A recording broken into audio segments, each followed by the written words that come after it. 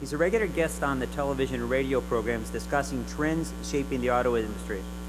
He's a winner of numerous awards, and he is the president of the board of directors for the Automotive Press Association in Detroit. And he's a juror for the North American Car and Truck of the Year Awards, so the awards that will be announced tomorrow morning for these vehicles that we see here tonight. Mark was born in Thomasville, Georgia, to Irish parents. So with that, I'd like to welcome Mark. And by the way, we had Phil LeBeau last year, as you may recall, and we had it structured in a town hall type forum. We're going to do the same thing tonight, but this time you are the ones in control of the Q&A. We'll have a couple microphones out in the audience, so please raise your hand and ask any questions that you may have for Mark. We'd like to keep this, rather light, so don't feel embarrassed that you're asking a silly question, and go ahead and challenge this auto critic.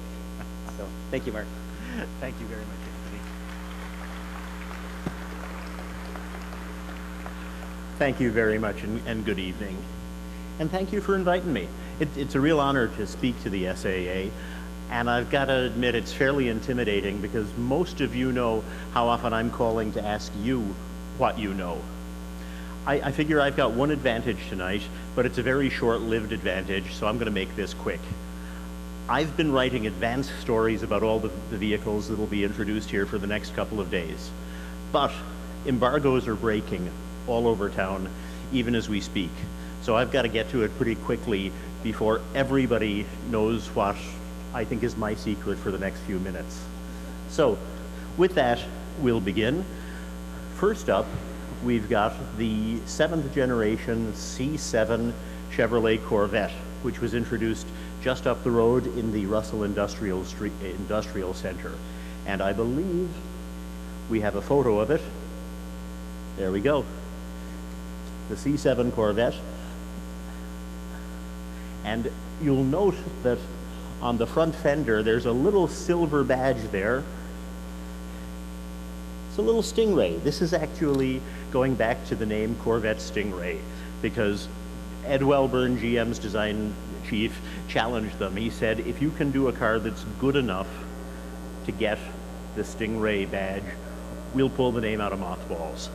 And they did, and I think it bears up to the scrutiny.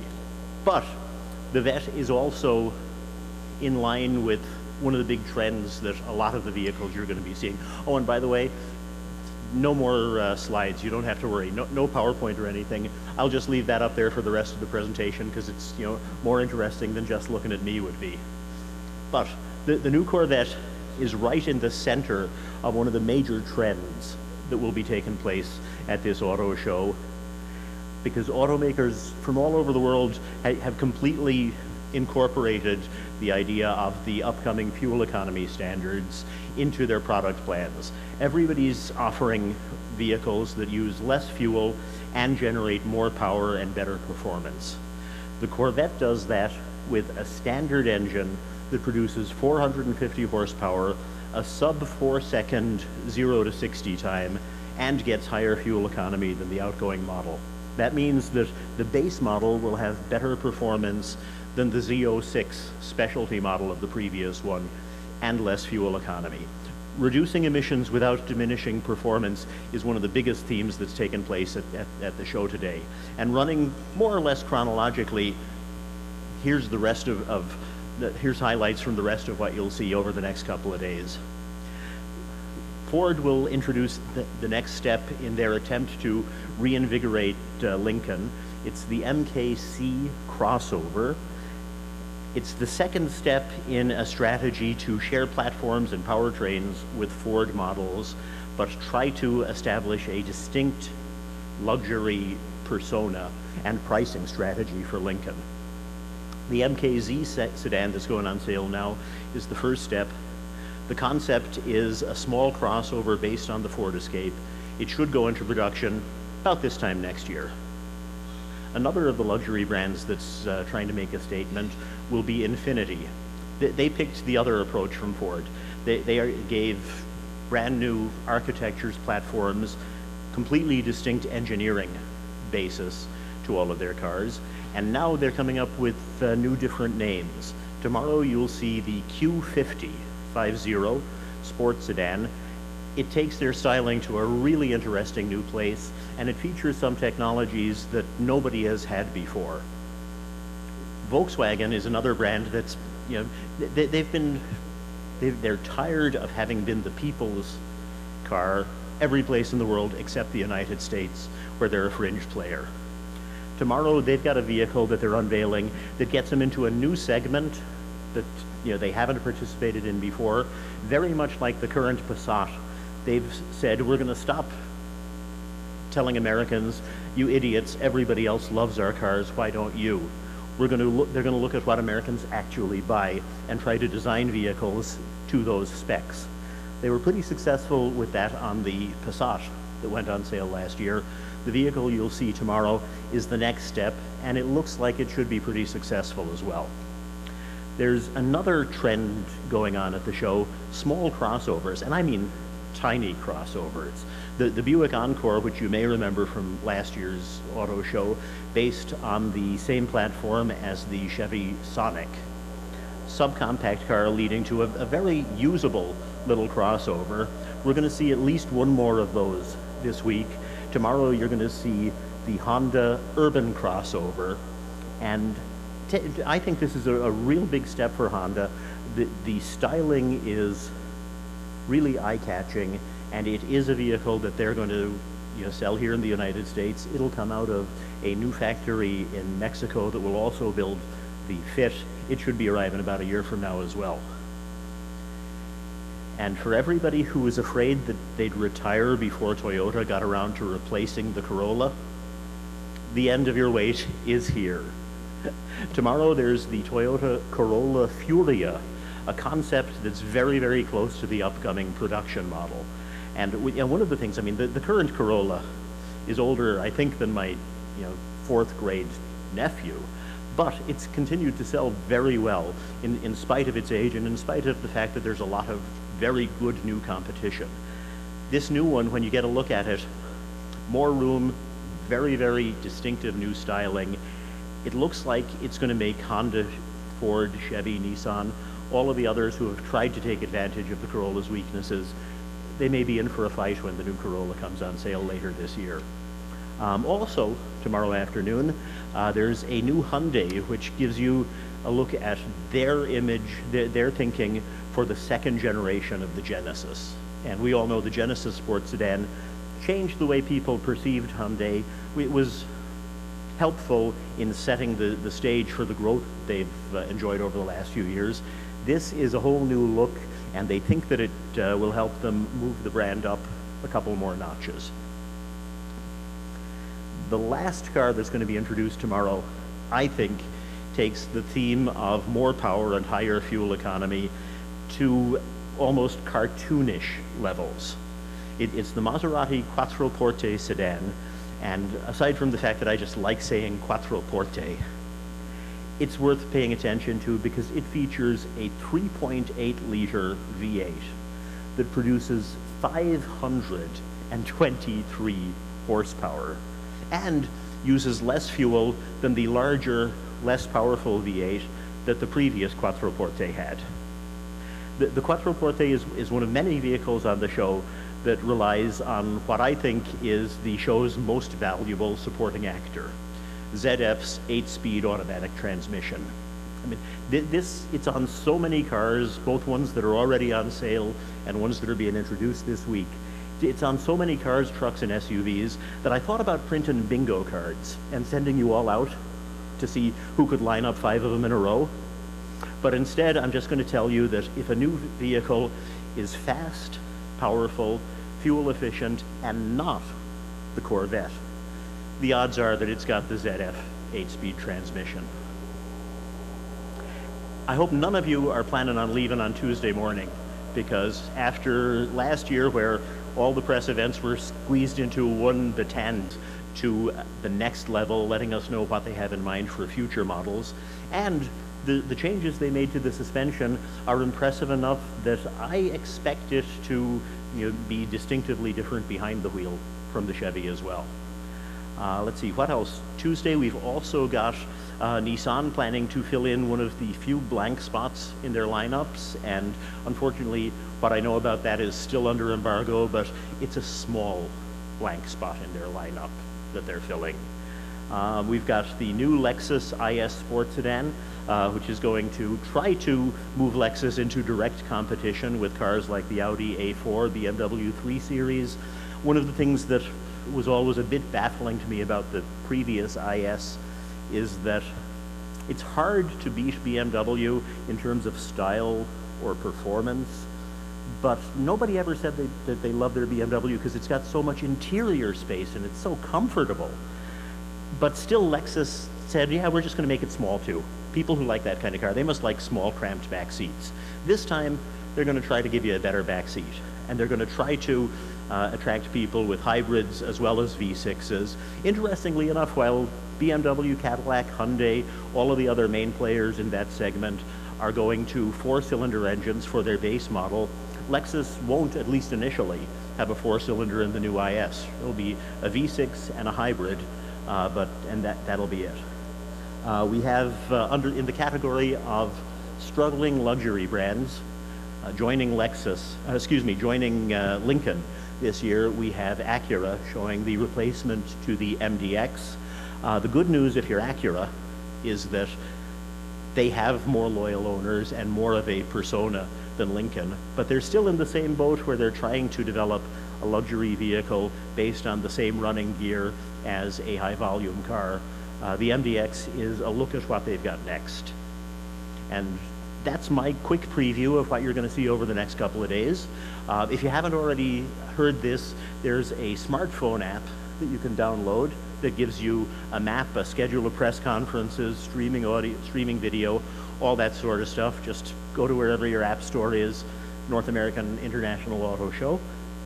Other than that, I think I'm done. I'll be happy to take a few questions or just clear off for the next person, however you prefer. Thank you very much for inviting me here. It's been a real honor speaking to you. I'll kick it off, Mark. I appreciate it. You know, one of the things that I find discouraging about, well, it's good because I'm in the business of forecasting, so it's good because I can get a lot of information on the internet and everything's leaked, but it's a little bit discouraging as an attendee at an auto show. There are no surprises anymore. Will we see any surprises in the next couple days? That's a great question. The Ford will be some sort of a surprise. I mean, we all believe it will be a pickup, but we don't know, frankly, and I'm very interested in seeing that. There will be a surprise. BMW is introducing their new 4 Series coupe, you know, the coupe version of the 3 Series tomorrow. They will have a surprise as well. It's not an all-new vehicle, but it's something that hasn't been reported, and I think it's intriguing. So I'm sure there will be a few surprises. In all honesty, as the guy who has to try to write about all these things before the press conferences begin, I sort of like the advance briefings, so I'm not going to complain about those because I think that, you know, if a company is doing it well, they can make sure that we know what to expect and still guarantee that there are surprises, there are things we haven't already heard, more details, that kind of thing. But there will be at least a couple coming up, yeah. Hi, Mark. It's Richard Hilgert with Morningstar. Yes. I wanted to ask you about Lincoln. They've revamped that entire product lineup. They're bringing out another new product, the MKC that you talked about, but yet Lincoln still doesn't seem to make any headway in the premium market. What is it that they're doing so wrong, and what do they need to do to turn it around? You've got some pretty hefty competitors out there. Audi is really coming on strong, and on the premium value side, you even got Hyundai with vehicles out that have some of the same features but at a much lower price. So how's Lincoln going to compete in that market? Boy, it is a daunting task, isn't it? And you know, I'll be the first to say, I'm sure there are people at Ford and at Lincoln that are infinitely smarter than I am working on these very questions. First and foremost, it took them a long time to get to this diluted stage for the brand's, image and value, I think. And even if they do everything right, it'll take them a long time to get back. The MKZ, the MKC, and honestly, from my point of view, names that were a little bit easier to remember would not be a bad place to start, but they seem to like the MKC, MKT, MKX, MKS names. But the new MKZ and the upcoming MKC look like a good start, but thus far, no luxury brand has been able to really carve out a distinct identity without having some vehicles that have got unique engineering. I mean, Lexus, certainly they share some, Toyota platforms and engines, but they also have the LS 460, that's a unique platform. They've got the IS, that's a unique platform. Obviously, BMW and Mercedes, everything they do is separate from any volume brand. I think the jury is still very much out on whether it's possible to become a legitimate luxury brand without having, if all you're doing is building vehicles that are based on platforms and use drivetrains that are shared with a mass volume plan. So I think that the jury's very much out on whether what they've decided to do, what Ford has decided to do, is a sufficient level of investment and expertise. Mark, what company will we be most disappointed in this week? Oh, what a great question. Yeah. Well, particularly if you think about who created the images that stuck with you after auto shows in the past. The Jeep crashing through the front window of Cobo, the minivan being dropped out of the ceiling. Chrysler's a candidate to be the disappointment. They've got a couple of nice vehicles that they have a couple of versions of existing vehicles that advance those existing vehicles, and they will make some owners incredibly happy. But I don't think any of them is going to put Chrysler on the front page of the Free Press. And I don't think any of them is going to have somebody at Road and Track say, stop the presses, we got to redo the cover for this thing.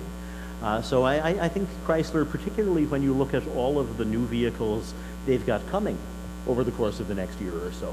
I mean, there's a new Jeep Liberty, there's a new Chrysler 200, there's a lot of stuff to look forward to, but we're not going to see any of it this week.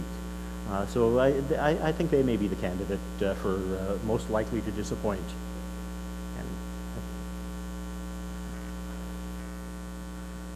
Hey, Mark. Hey, Adam. Adam Bernard, General Motors. The Chinese have been threatening to sell cars in the U.S. for 6 years now, and once again we have a Chinese automaker up in the concourse this year who may make a promise that they'll break next year. So, if somebody held a gun to your head and said, what year do you think the Chinese will field a viable competitor in the U.S. market, what would you say? You tell me. I think GM's probably the one that's going to be the first to import a car from China. And with all in all seriousness, I do think some global manufacturer will bring a car from China, probably before any Chinese brand does, because there's enough demand for Chinese cars in China and in developing parts of the world. Why risk taking all the flack of being the first one to bring a Chinese car to North America if you're a Chinese company that's just making your bones, making your reputation?